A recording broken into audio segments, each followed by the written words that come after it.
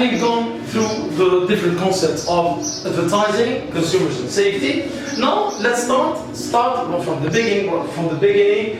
First, language in context, number one. Now, your teachers of English in the classroom, he first or she first gives you the meaning of the unit, the lexis you are going to use, and the first lesson on your book is listen and consider. Now, in listen and consider, now you are having a listening script. Now, in the listening script, the teacher is going to speak about the advertising for food and the different foods you find in the market. Now, in our markets, there are three kinds of food. Now, here I'm presenting you the lexis, also with the grammar. And I want you to combine both lexis and grammar to make a correct sentence. Now, in our markets, there are three kinds of foods. There is the natural food, the conventional food, and the GM. Now, the natural food is the food coming from the land to you, like the vegetables, the fruits, and please follow my pronunciation. Fruits, vegetables, crops like wheat, like corn. Crops means the popcorns, they are crops. The wheat, for example, you make bread from wheat. So, the vegetables and the fruits. So these are natural food. Why? Because they come from earth, from the land, to you, at home. When you buy them directly from the land, to the market, to your home. Now, they are natural by the time they are not, the farmer is not adding, for example, some of the chemical products. No, they must be natural. Now, the conventional food are semi-natural. What do you mean by conventional? It means the fruit or the vegetable is taken from the land to the factory, then to you. For example, fruits like juice, for example, the juice you find in the bottles, the orange, for example, the peach, the different juice you have on bottles. So the origin was fruit, but it was taken to the factory, then produced in a bottle. So this is conventional. For example, the jam. The jam, say, that for example, what you put on your bread, like orange, like for example, peach, like apricots, like you put them with butter and you eat them in the morning. So the jam. And for example, the tomato paste and the other product that go to the factory, then come out. Now the last category of food is the GMF, the G, genetically modified food. Now this genetically modified food is not here, for example, in our country, but in the world, the scientists are thinking of making a special food, for example, for the countries which are poor countries. For the poor countries, are trying to make them, for example, they grow potatoes, fruits and vegetables, not once in the year, but 2, 3, 4, 5 times in the year, and the size of the fruit or the vegetable is bigger. For example, they are thinking of modifying the potatoes to be this size, or the tomatoes to be big size, not to suit the poor countries. But it is not a good food to consume. Though it may appear to be safe, but it is not safe because it is modified genetically. Now, how can we make sentences in English? That means how can we make in our essays a correct sentence using these ideas? Now let's start. For example, if you ask any person, for example, what kind of food do you like consuming? Or what kind of food is advertised, for example, on TV? So, you say that people will choose natural food. If you put in front of them three kinds of food, those are natural and conventional and GMO, most of the people and all of them would choose the natural food because it is safe to their health. So, the people will choose. No, will choose here. I'm saying will, because I'm sure that they will choose the product, this product. No? If you give them the fruit and the jam, or a natural juice or fruit and a bottle of juice which comes from the factory, they will choose the natural fruit juice. Now, second example, for example, they may well consume conventional food. I didn't say they will, but I said they may and add well to may. This is really English way of speaking. They may choose or they may well choose or consume the conventional food. For example, today we are consuming this conventional. So here, I'm not sure, but I'm using another kind of certainty. Now the third one, in the coming years, for example, in the coming years, in 10, 20, 30 years coming, maybe there will be no natural food and the scientists will be obliged to use the GMF. It means to produce more GMF food because of the decrease in the lands of agricultural lands or the natural food. So, in the coming years, people might consume GMF. And I didn't say may, I said might.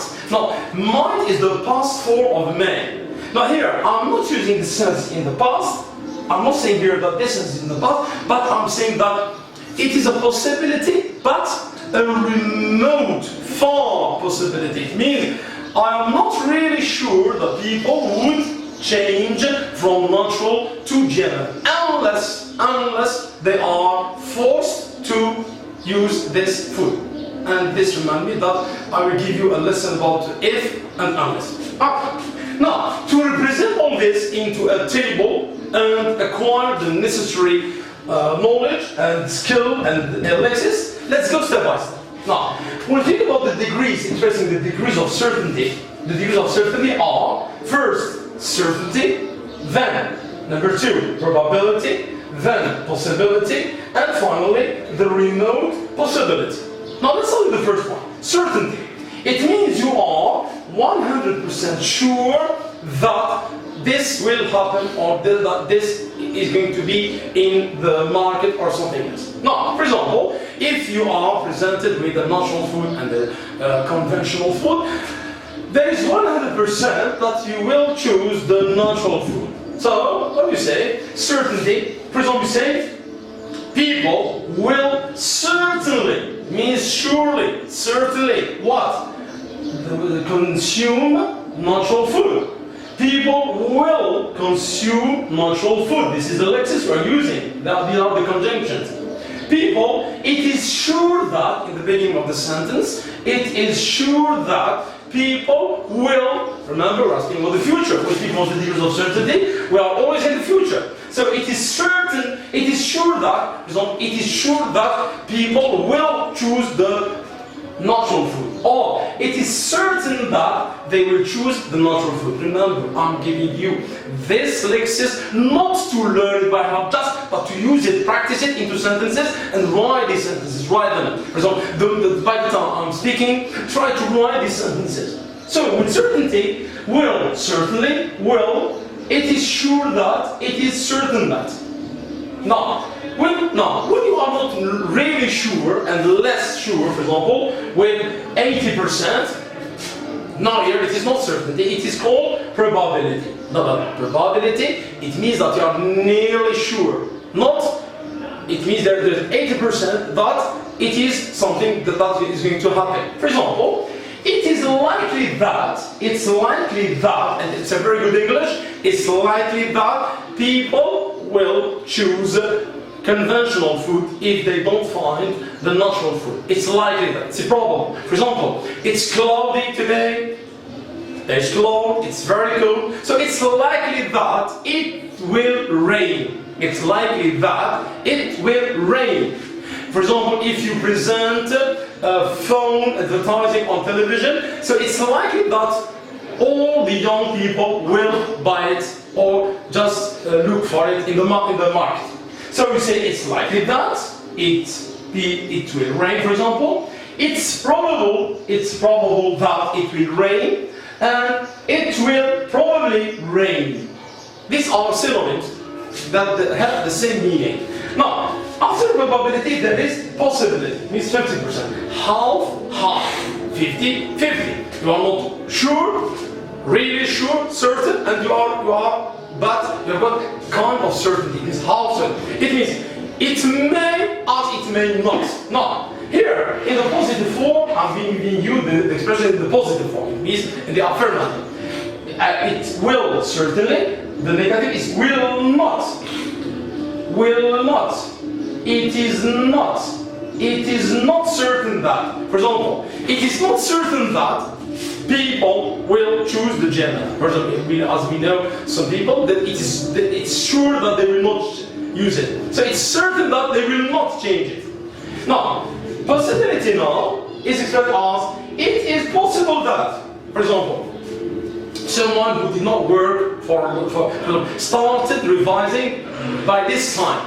Means on April, for example, today, in this month, which is April, and for the back exam, which is on the 11th of June. So we say that it is possible that this person will pass the exam. We are not really sure that he will fail or succeed, but we say it is possible that he will or she will get the back exam, and she or he will. For example, may, for example, he or she may or may well pass the back exam, or she or he can pass the back exam. Here we are expressing possibility.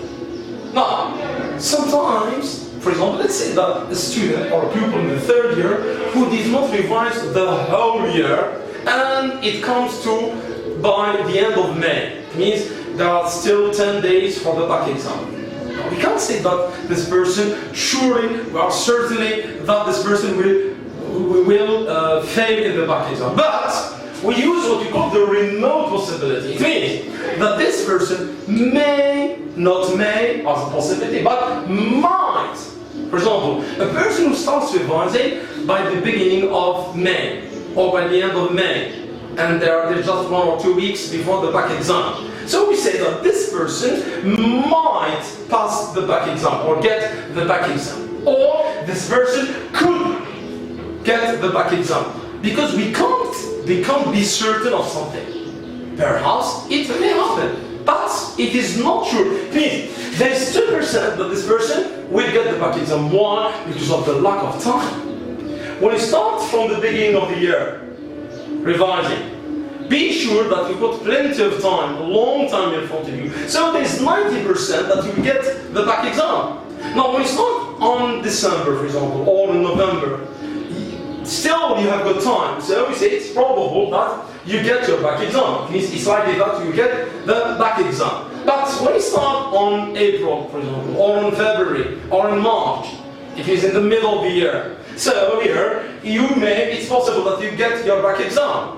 But finally, if you start by the end of May, and it's still 2 weeks for the back exam, so you will say that he or she might get the back exam. It's not sure. Now, the 0% also is a mark of certainty.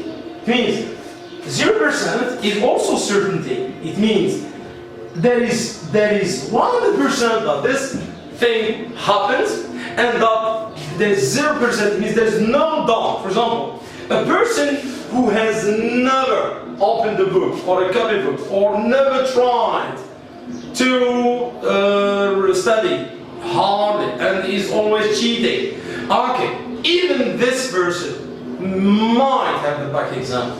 But as a teacher, I would say that you will never get your back exam because you are a lazy pupil. You don't know the importance it is given for your studies. So 0%, it means there is no doubt. For example, it's raining today or it's sunny today. There's no doubt.